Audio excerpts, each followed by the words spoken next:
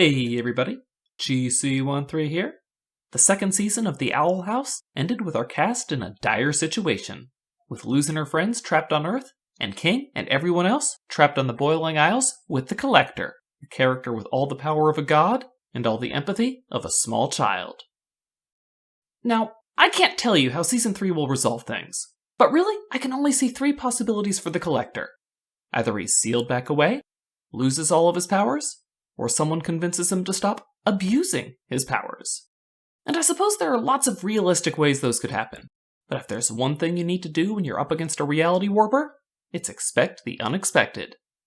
With that in mind, I do know three characters who I think could tame the Collector, if they were set against him. I guess it's time for some background. The Collector is indeed a mighty being, but his powers seem to have a certain logic to them. While he spends a lot of time doing generalized telekinesis, his mightiest feat, the ending of the eclipse, involved him using a perspective trick on himself.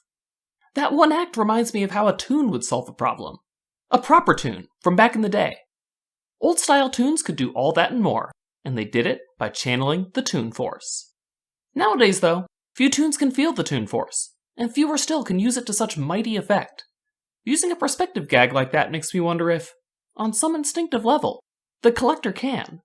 Even just a little bit would certainly be enough to make him a god among the other residents of his world. But again, instinctive. The Collector seems to lack a crucial bit of awareness that the most powerful toons had, an awareness of his existence as a cartoon. Without it, he can never match the strength of the old masters. Heck, I even think toons from a much later era could handle him, so long as they were aware. Before I go any further, I should point out that this isn't going to happen. There are powerful forces that block toons from crossing over into another toon's reality.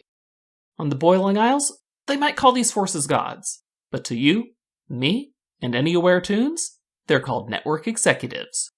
Network executives are powerful beings, and toons of old rightly feared them. But even today, a toon's world lives and dies by their whims. But hey, let's have some fun. What if the right offerings were made, a deal was struck, and we could breach the barrier between shows? What champion or champions could we send to do battle with the Collector? I'm sure you're all thinking of a toon or two right now, and you're probably right. The Collector would likely lose that fight. This isn't a channel about old animation, but the toon force is strong, and the Collector isn't even aware he's using it. I have a more unorthodox pick. Like I said, I see three possibilities. Seal the Collector away, take away his powers, or take away his desire to use them. And I know three characters who would be perfect for that third option. The Buddy Bears. Wait, don't close the video. I mean it, the Buddy Bears are perfect for this job. The Conformatorium doesn't have anything on these guys. On today's show, we are going to teach you that whatever the group decides is always right. And if you disagree, then you're just a troublemaker. Now I suppose we could fix the problem by teaching the Collector empathy, so he considers the impacts his actions have on others rather than treating them as playthings. But where would the fun be in that? Besides, Stephen is still off on his road trip. But if we're not making the Collector a better person, we can still give him the Bioshock Infinite treatment. For our purposes, the Buddy Bears may not count as old toons. The first episode aired in 1990, after the toon force had started to fade, but I think they can still go toe-to-toe with the Collector. Everyone on Garfield and Friends is very durable. Anything the Collector can dish out, the Buddy Bears can take.